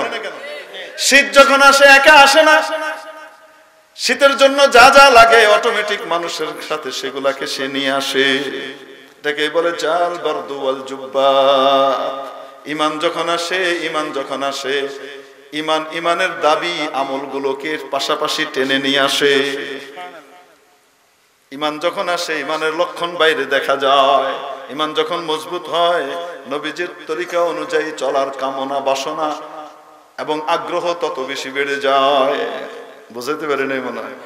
দাওয়াত ও তাবলীগের মেহনতের আগে নেশা করতো। আমার এলাকার কথা বলতেছি আমি। এক ব্যক্তি ছিলেন, আছেন এখন, ওনার কি সুন্দর দাড়ি, মসজিদের সময় লাগা, সময় কাটান এবং মানুষকে ধরে ধরে বুঝিয়ে শুনিয়ে মসজিদে আনেন, নামাজ পড়ান, দিনের কথা শোনান। তো একদিন এলাকার একজন আমাকে বলছে, হুজুর জানেন এ কি করতো? কি করতো? এর বাপ তো এর ত্যায্য করে দিছে। কেন? নেশা করতে। নেশা করতে গিয়ে মদ, জুয়া, গাঁজা, হেরোইন ইত্যাদি এত ভয়ঙ্কর, এত বাজে জিনিস। নবীজি সাল্লাল্লাহু আলাইহি ওয়াসাল্লাম হযরত মুআয ইবনে জাবালকে যে 10টি নসিহত করেছিলেন, তার মধ্যে 4 নম্বর নসিহত ছিল ওয়ালা তাশরাবান্না খামরান, খবরদার মদ খাবেন। কেন? এই মদ খাওয়ার কারণে, নেশা করার কারণে মানুষের আকল নষ্ট হয়ে যায়। রাসু কুল্লি ফাহিশা, সমস্ত নির্লজ্জ আর জঘন্য কাজগুলো করার মূল হলো এই নেশা। এটা করবে না। এই বেচারা এই নেশা করতে গিয়ে যখন নেশার জিনিস পেত না তখন চুরি করত।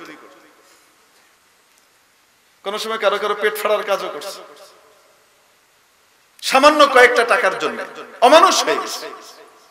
হুজুর ওর কারণে আমাদের এলাকায় একতলা দুইতলাতে কেউ, মেয়েরা তাদের ভেতরের যে কাপড় সেটাও নাড়তে পারতো না। ওইটা পাইলো সে বায়া, ওইটা লইয়ে কি করতো? ওগুলা নিয়ে বেচে তার নেশার জিনিস পুরা করতো। ওই লোক বলে, হুজুর বাপ তো ত্যায্য করে দিছে। রাস্তাঘাটে ড্রেনের পাশে মাতাল অবস্থায় পড়ে থাকতে দেখছি আমরা। তাবলীগওয়ালারা ধরছে, ধরে উঠায় পিঠে হাত বোলায় বোঝায় শোনায় মসজিদে নিছে। তারপরে একটা চিল্লা লাগাইছে, 40 দিন মসজিদের পরিবেশে দৌড়াদৌড়ি করছে। তারপরে বাকি আরো 2টা চিল্লা লাগায়, 3 চিল্লা লাগায় আসছে হুজুর। ওখান থেকে আসার পরে সবকিছু তো ছাড়ছে, যার কারণে পুরো এলাকা তটস্থ হয়ে থাকতো। সেই লোকটাকে দেখলে এখন সবাই দোয়া করে, তাকে দেখলে মনটা খুশিতে ভরে যায়। এখন সে হুজুর এই যে এই কাজ করে, আমাকে বলতেছে হুজুর ইনার অতীত এই, বর্তমান এই। হাজার হাজার হাজার হাজার নেশাগ্রস্ত মানুষকে, হাজার হাজার দুর্নীতিবাজ মানুষকে, হাজার হাজার লম্পট মানুষকে নেককার পরহেজগার বানিয়ে মসজিদওয়ালা, আল্লাহওয়ালা বানিয়ে দিছে দাওয়াত ও তাবলীগের মেহনত। ঠিক কি ঠিক না? কিসের কারণে?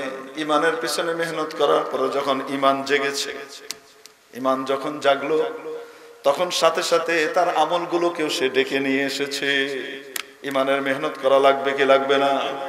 সামনে আনেওয়ালা বিশ্ব ইজতেমা আছে, যাবো তো ইনশাআল্লাহ সবাই?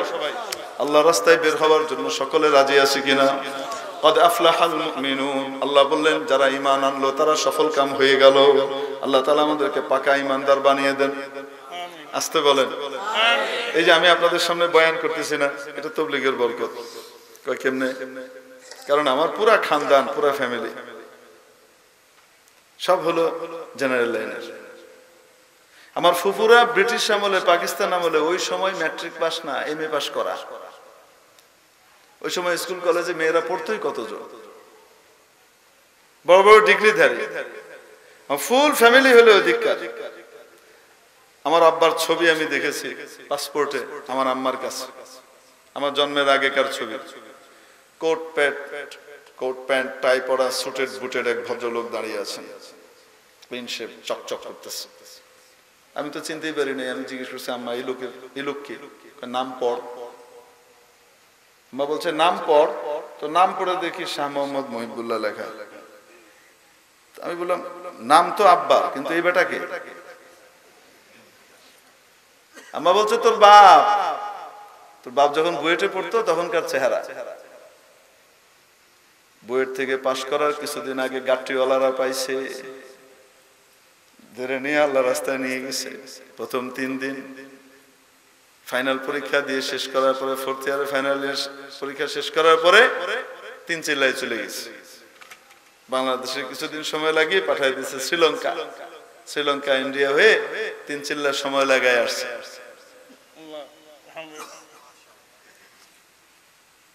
তারপরে বিয়ে করছে, নেককার পরহেজগার দিয়ে কই পাওয়া যায় দেখা যাক। তারপরে আমরা দুই ভাইয়ের আপনাদের দৃষ্টিতে ফকিরি বিদ্যা, দুনিয়ার মানুষ বলে ফকিরি বিদ্যা, চেয়ে চিন্তে খাবে, কি করবে, কি পড়বে, কি খাবে, ওই লাইনে আমার আব্বা আম্মা আমাদেরকে পাঠাই দিচ্ছে। আমার হোল ফ্যামিলির ভিতরে পেছনে কেউ নাই।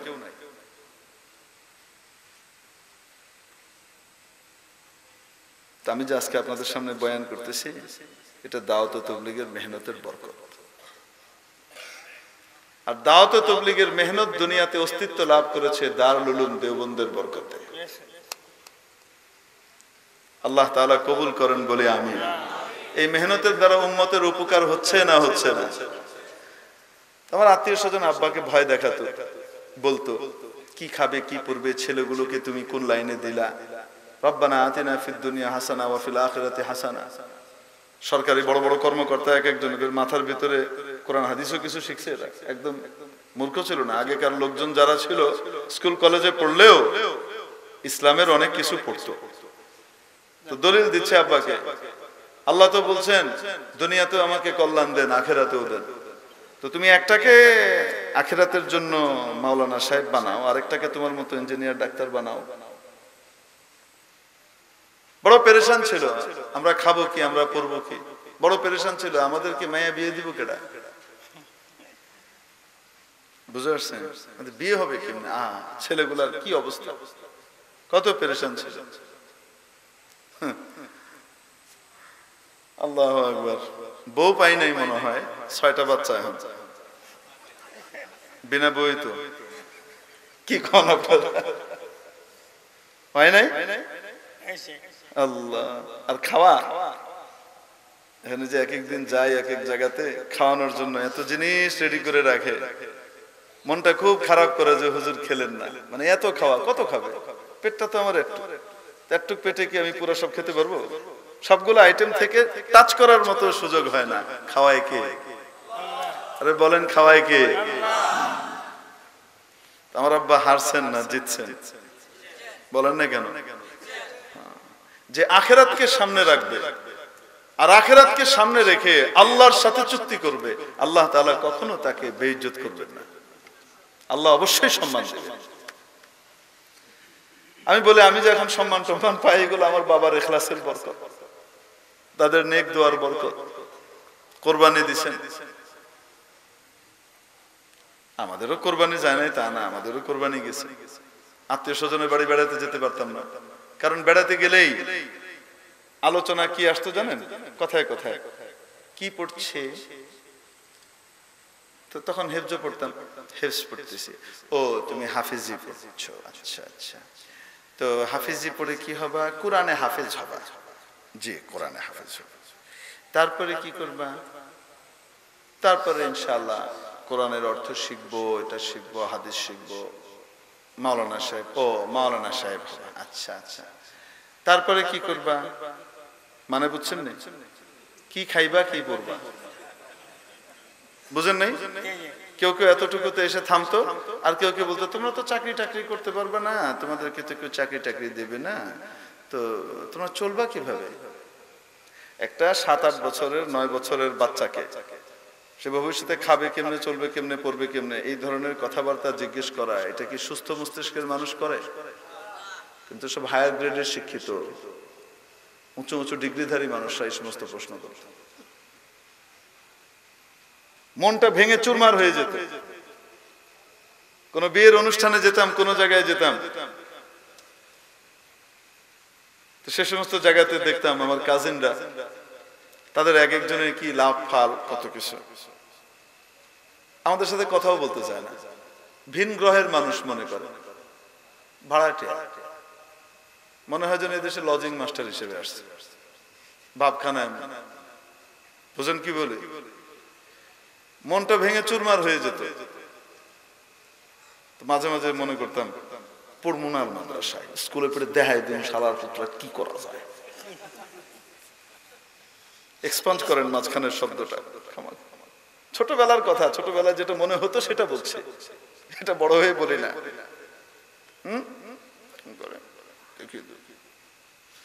কিন্তু আবার আব্বার সোহবতে যখন এসে পৌঁছাতাম, তো আব্বার দিলের যে ইখলাস এবং কুরবানি, সেটা আবার প্রভাব সৃষ্টি করত।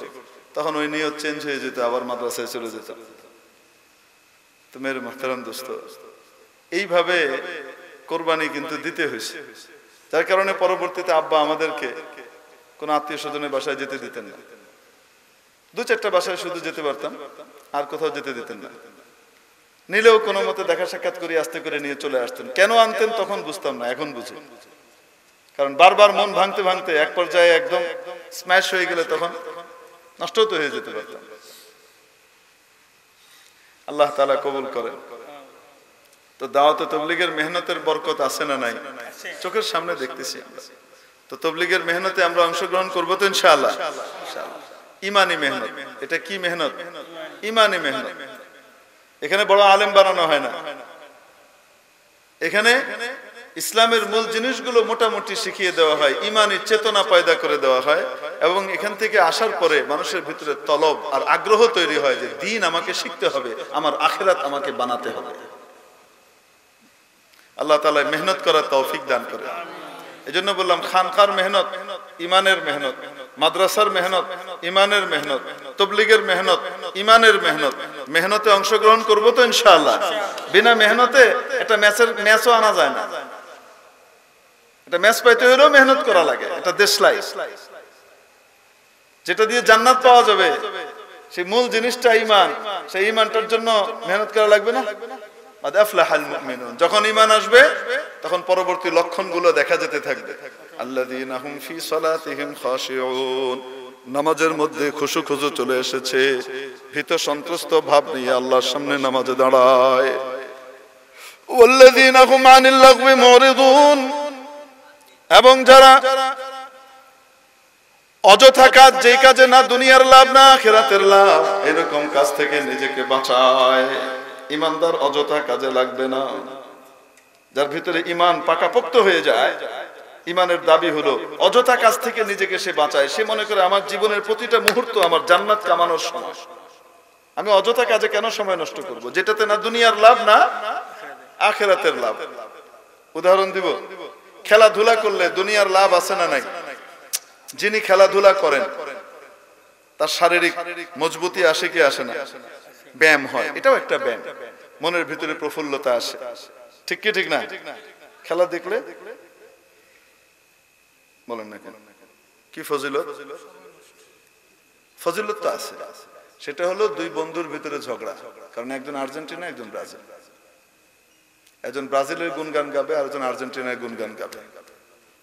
এক কাপ চা খাওয়াই দিছে না এসে, বলেন না কেন? এই আইপিএল, গুপিএল, মুপিএল সব একটার পর একটা হইতেছে, আমরা ওখানে সময় দিচ্ছি। সময় দিয়ে কি ফায়দা হইতেছে? বন্ধু বন্ধুর ভিতরে তর্কাতর্কি হইতেছে, লাগালাগি হইতেছে, তারপরে কিছুদিন পরে আরেকটু রেগে গেলে আবার তোরে খায়ালাম, তুই আমার এই কথা কইছো, দাঁড়া। এই হলো ফায়দা। বলেন না কেন?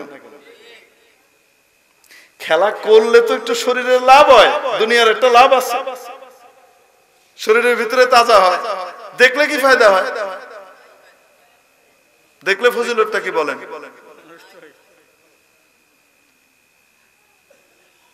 জান্নাতের টিকিট পাওয়া যাবে। তো আখিরাতের লাভ নাই, এটা নিশ্চিত। দুনিয়ার লাভ। আল্লাহু আকবার, আল্লাহু আকবার। আপনার আব্বা জানদেরকে জিজ্ঞেস করেন, চাচা জানদেরকে জিজ্ঞেস করেন, আগেকার বড় বড় ইঞ্জিনিয়ার সাহেব, ডাক্তার সাহেব, ওনাদেরকে জিজ্ঞেস করেন। তাদের টিচারদের পক্ষ থেকে, সরকারিভাবে, বাবা মার পক্ষ থেকে খেলার সময় বরাদ্দ ছিল। আসর থেকে মাগরিব খেলবে, মাগরিবের পর থেকে পড়া। সে শুধু মাদ্রাসার পড়া না, স্কুলেও যারা পড়তো মাগরিবের পর থেকে আজান হওয়ার সাথে সাথে বাড়িতে ঢুকতে না পারলে আজানের পরে দরজা বন্ধ। এরকম কাহিনী কার কার সামনে আছে বলেন? এই যে হাত উঠেছে, ওই যে মুরব্বী হাত উঠেছে, দেখেন। স্কুল কলেজে পড়া অবস্থায় মাগরিবের সময় কোথায় ঢুকতে হবে? বাসায়। এবং বাসায় ঢুকে কি করতে হবে? বই নিয়ে বস। কি নিয়ে বস? বই নিয়ে বস, না খেলা নিয়ে বস? কন্যা কেন? খেলার সময় নির্ধারিত ছিল, ওই সময় খেলবে। খেলা দেখা দেখি খাল্লি পাল্লি। আপনি লক্ষ্য করে দেখেন, গোটা পৃথিবীর উপরে ছড়ি ঘোরাচ্ছে ইসরায়েল। ইসরায়েলের ইন্টারন্যাশনাল কোন ফুটবল ভালো টিম আছে? বলেন না কেন? আর আমেরিকাকে আঙ্গুল নাকে দড়ি দিয়ে ঘোরায় ইসরায়েল। যা কয় তার বাইরে যাওয়ার ক্ষমতা আমেরিকার নাই, এমন ভাবে ঘোরায়। কিন্তু ইসরায়েলের কোন খেলার টিম আছে? আছে তাদের কোন আন্তর্জাতিক ফুটবল টিম? আছে তাদের আন্তর্জাতিক কোন ক্রিকেট টিম যেটা দিয়ে দেশ বিদেশে নাম কামাবে? আমার আপনার হাতে বল, ব্যাট আর বল ধরায় দিছে। মুসলমান খেলো, সবাই খেলো। আর আমরা বিজ্ঞান, প্রযুক্তি, শিক্ষা, অর্থনীতি এই সবগুলাতে মেরুদণ্ডের শক্তি অর্জন করব। একটা পর্যায়ে শিক্ষিত জাতি আছে, তো ইসরায়েলের জাতি আছে, বাকি সব নাই, পারে না ওদের সাথে। আমাদেরকে তো লাগাই দিছে খেলায়, আমরা খেলা নিয়ে দৌড়াইতেছি। তাও যদি খেলতাম তাহলেও বুঝতাম যে শারীরিক ভাবে কিছুটা লাভ হয়েছে। দেহে দেহে চোখ নষ্ট করা ছাড়া, অকালে চোখে চশমা দেওয়া ছাড়া আর কোনো ফায়দা হয় কিনা হিসাব করে নিয়ে। খুব কাজের জিনিস তো ইনশাআল্লাহ,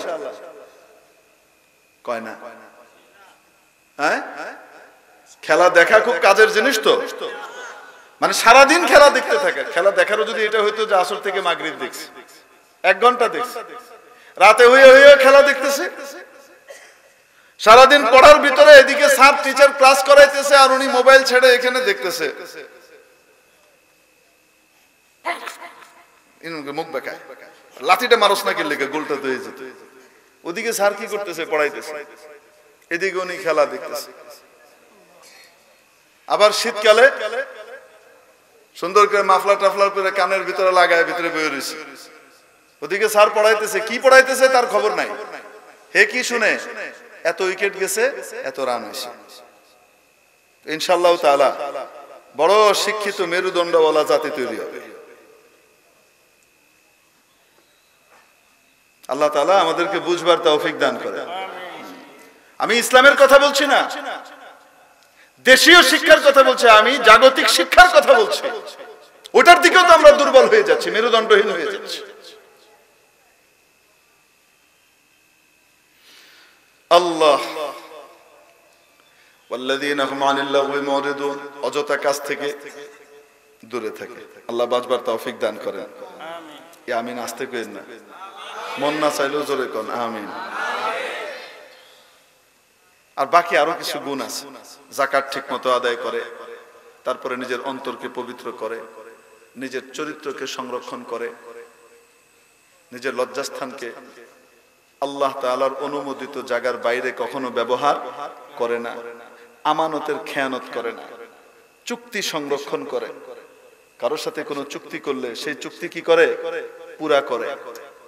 যদি চুক্তি থেকে সরতে হয় তাহলে জানিয়ে সরে আসে, এমন না যে না জানিয়ে পিছন থেকে ছুরি মেরে দিল, এটা নয়। চুক্তি সংরক্ষণ করে। আল্লাহ তাআলা বলেন উলাইকা হুমুল ওয়ারিসুন, এরা উত্তরাধিকারী। অদ্ভুত ব্যাপার, কিসের উত্তরাধিকারী? আমাদের সকলের আব্বা জান, আম্মা জান, হযরত আদম, হযরত হাওয়া। বলেন না কেন? আমাদের আব্বাকে হযরত আদম আলাইহিস সালাম, বিখ্যাত নবী, ঠিক কি ঠিক না? বহুত বড় শিক্ষিত, পৃথিবীর শ্রেষ্ঠ মেধাবীদের মধ্যে অন্যতম, যদি বলা যায় সবচেয়ে বেশি মেধাবী বলা যায় হযরত আদম আলাইহিস সালাম, হয়নি? হযরত আদমকে আমাদের আব্বা, আমরা কার সন্তান? হযরত আদমের সন্তান। কার সন্তান? কার সন্তান? আদমের সন্তান। বাবার সম্পত্তিতে সন্তানের ভাগ থাকে কি থাকে না?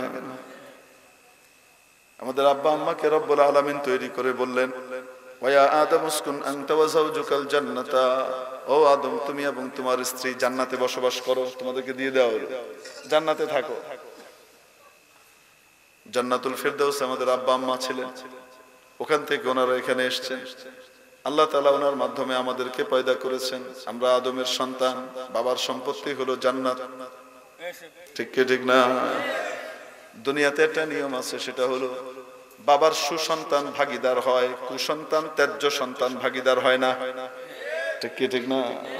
যে সন্তান বাবার নীতিকে পরিহার করে, বাবার নাম নষ্ট করে, এরকম সন্তানকে বাপ ত্যায্য করে দেয়, এরকম ব্যক্তি দুনিয়াতে সম্পত্তির মালিক হয়।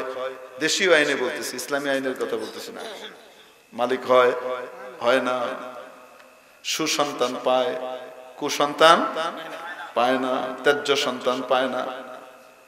এই সমস্ত গুণাবলীগুলো যারা অর্জন করবে, রব্বুল আলামিন বলেন এরা আদমের সুসন্তান হওয়ার কারণে উলাইকা হুমুল ওয়ারিসুন, এরা উত্তরাধিকারী হবে। কিসের উত্তরাধিকারী হবে? কি পাবে? কি পাবে? আল্লাযীনা ইয়ারিসুনাল ফিরদাউস, উত্তরাধিকার সূত্রে তারা জান্নাতুল ফিরদাউস পাবে। হুম ফিহা খালিদুন, তোমাদের বাপকে দুনিয়াতে আশা লাগছিল, ভয় পাওয়ার কোনো কারণ নাই, তোমরা একবার ঢুকলে আর দুনিয়ায় আশা লাগবে না, চিরকাল থাকবা। রাজি আছি তো ইনশাআল্লাহ? আল্লাহ তাআলা কবুল করেন, আমিন। ওয়া আখিরু দাওয়ানা আলহামদুলিল্লাহি রাব্বিল আলামিন। দোয়া আপনি করে দিবেন। না না, মুসাফিরের আমিনও তো কবুল হয়।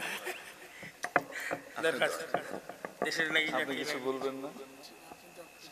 اللهم صل على سيدنا ومولانا محمد وآله وصحبه وبارك وسلم كما تحب وترضى عدد ما تحب وترضى. الحمد لله رب العالمين والصلاة والسلام على أشرف الأنبياء والمرسلين وعلى آله وأصحابه أجمعين. ربنا آتنا في الدنيا حسنة وفي الآخرة حسنة وقنا عذاب النار. ربنا ظلمنا أنفسنا وإن لم تغفر لنا وترحمنا لنكونن من الخاسرين. আয় আল্লাহ, আমাদের জীবনের সমস্ত গুনাহ মাফ করে দেন। আয় আল্লাহ, যুবকদের আয়োজন, আয় মাওলা, যৌবনে যারা তাদের যৌবনকে ইবাদতে কাটায়, মাওলা রে, তাদের জন্য তো তুমি আরশের ছায়াতলে জায়গা বরাদ্দ দিয়েছো মাওলা রব্বুল আলামিন। যৌবনের ইবাদত তুমি পছন্দ করো মাবুদ রে, এরা তো তোমার নাফরমানের কাজেও নিজেদের শক্তি ব্যয় করতে পারত মাওলা রে, তাদের এই উদ্যোগকে তুমি কবুল ও মঞ্জুর করে নাও। আয় মাওলা, গোটা দেশের সমস্ত যুবককে তুমি দিনদার, পরহেজগার, নেককার, হকের বাতি আর আলোকবর্তিকা বানিয়ে দাও। পরওয়ারদিগারে আলম, যারা হাত উঠিয়েছেন তাদের প্রত্যেকের মনে নেক বাসনা পুরা করে দাও মাওলা রে। যারা অসুস্থ সুস্থ করে দাও, ঋণগ্রস্তকে ঋণমুক্ত করে দাও, অভাবীর অভাবকে দূর করে দাও। আয় আল্লাহ, নিঃসন্তানকে সুসন্তান নসিব করে দাও। আয় আল্লাহ, যারা বিবাহের উপযুক্ত হয়ে এখনো পর্যন্ত অবিবাহিতা অবস্থায় আছে মাওলা, তাদের জন্য উত্তম জোড়ার জোড়ের ব্যবস্থা করে দাও। পরওয়ারদিগারে আলম, আয় আল্লাহ, আমাদের আব্বা আম্মার নেক হায়াত দারাজ করে দাও, তাদের খেদমত করে সেবা করে তোমার সন্তুষ্টি আর জান্নাত লাভের তৌফিক দিয়ে দাও। আয় আল্লাহ, আমাদের আব্বা আম্মা, পাড়া প্রতিবেশী, ভাই বোন যারা দুনিয়া থেকে বিদায় নিয়ে চলে গেছেন, মাবুদ রে, কবরস্থ সকল মুসলিম মুসলিমাত মুমিন নরনারীকে তুমি মাফ করে দাও, তাদের কবরগুলোকে জান্নাতের বাগান বানিয়ে দাও। পরওয়ারদিগারে আলম, আমাদের মা বাবাকে বিশেষভাবে তুমি ক্ষমা করে দিও। রব্বির হামহুমা কামা রব্বায়ানি সগীরা। মাওলা রে, যেমন মায়া দিয়ে দয়া দিয়ে ভালোবেসে আমাদেরকে বড় করেছেন মাওলা, তুমিও তাদেরকে তোমার মায়া দয়া ভালোবাসা এবং সোহাগ দিয়ে তাদেরকে সেখানে রেখো মাওলা। পরওয়ারদিগারে আলম, আমাদের সন্তানদেরকে দিনদার পরহেজগার নেককার বানিয়ে দাও। আয় আল্লাহ, আমাদের কারো সন্তানকে তুমি আয় আল্লাহ নবী বিদ্বেষী, নবী বিদ্রোহী, ইসলাম বিদ্বেষী, ইসলাম দ্রোহী আয় আল্লাহ তোমার বিধিবিধানের বিরোধী বানিও না মাওলা। প্রত্যেককে তুমি নেককার পরহেজগার দিনদার তোমার ওলি এবং ওলিয়া হিসেবে কবুল করে নাও। পরওয়ারদিগারে আলম, আমাদের চেয়ারম্যান সাহেব তার বাবুর জন্য দোয়া চেয়েছেন মাওলা, সন্তানকে নেককার ওলি হিসেবে তুমি কবুল করে নিও মাওলা। আয় আল্লাহ, আমাদের সন্তানদেরকে এমন বানিয়ে দিও যেন আখেরাতে এবং দুনিয়াতে আমাদের জন্য সম্পদ হয়। পরওয়ারদিগারে আলম, আমাদের সকলের মনের নেক বাসনাকে পুরা করে দিও। আয় আল্লাহ, কামাই রোজগারের মধ্যে হালাল তরিকা অবলম্বনের তৌফিক দাও। আয় আল্লাহ, হালালের উপরে সীমাবদ্ধ থেকে হারাম থেকে হাজার কোটি মাইল দূরে অবস্থানের তৌফিক দিয়ে দিও মাবুদ। আয় আল্লাহ, আমাদের কামাই রোজগারের মধ্যে তুমি বরকত দিয়ে দাও। আয় আল্লাহ, আমাদের মনের সকলের আয় আল্লাহ নেক বাসনাগুলোকে তুমি পুরা করে দিও। পরওয়ারদিগারে আলম, সকল মাকাতিব আয় আল্লাহ, মাদারিসে দ্বীনিয়া, মারাকিজে দ্বীনিয়া, সকল মাসাজিদকে তুমি আয় আল্লাহ সব রকমের ষড়যন্ত্রের কবল থেকে হেফাজত করো মাওলা। আয় আল্লাহ, যাবতীয় প্রয়োজনকে গায়েবের অফুরন্ত খাজানা থেকে পুরা করে দাও। আয় আল্লাহ, দ্বীনের এই সেনা ছাউনিগুলোকে তুমি মেহেরবানি করে কবুল করে নাও। পরওয়ারদিগারে আলম, মাদারিসে দ্বীনিয়ার যাবতীয় প্রয়োজনকে গায়েবের খাজানা থেকে পুরা করে দিও মাওলা। আমাদের হৃদয়ে আলেম ওলামা ওয়ারিসুন নবীদের মহব্বত পয়দা করে দাও। আয় আল্লাহ, ওলামায়ে কেরামের বিপক্ষে যাওয়ার আয় আল্লাহ বিপক্ষে যাওয়ার মানসিকতা মেহেরবানি করে তুমি দূর করে দাও। তাদের সাথে ভালোবাসা মহব্বত করার তৌফিক তুমি দিয়ে দাও। আয় আল্লাহ, কিয়ামতের দিন তোমার হাবিবের ছায়াতলে হাউজে কাউসারের পানি আমাদেরকে পান করিয়ে দিও মাওলা। আয় আল্লাহ, তোমার আরশের ছায়াতলে আমাদের জন্য জায়গা বরাদ্দ দিয়ে দিও। বিনা হিসাবে জান্নাতুল ফেরদাউস দিয়ে দিও মাবুদ। আয় আল্লাহ, দুনিয়া থেকে যখন ডেকে নেবা আয় আল্লাহ, অ্যাক্সিডেন্ট করিয়ে মেরো না, পানিতে ডুবিয়ে মেরো না, আগুনে পুড়িয়ে মেরো না, অপঘাতের শিকার করে গুম খুনের শিকার করে মেরো না, লাওয়ারিশ করে মেরো না। আয় আল্লাহ, গুনাহরত অবস্থায়, নাফরমানিরত অবস্থায় দিও না মাবুদ রে। পরিপূর্ণ তওবা করে পরিপূর্ণ তওবাকারী হিসেবে আয় আল্লাহ তোমার মাহবুব বান্দা বান্দির কাতারে শামিল হয়ে যাবার তৌফিক দিও মাওলা। খাতিমা বিল খায়র নসিব করে দিও। ওয়া তাওয়াফানা মা'আল আবরার, ওয়া তাওয়াফানা মা'আল আবরার, ওয়া তাওয়াফানা মা'আল আবরার। মাওলা রে, জীবনের শেষ কালিমা আমাদের হৃদয়ের গভীর থেকে, অন্তরের অন্তঃস্থল থেকে আমাদের মুখ দিয়ে সে কঠিন সময়ে জারি করে দিও। লা ইলাহা ইল্লাল্লাহু মুহাম্মাদুর রাসূলুল্লাহ ওয়া সাল্লাল্লাহু আলাইহি ওয়া আলিহি ওয়া সাহবিহি আজমাইন। আমিন আমিন আমিন বিরহমাতিকা ইয়া আরহামার রাহিমিন। আসসালামু আলাইকুম ওয়া রাহমাতুল্লাহ।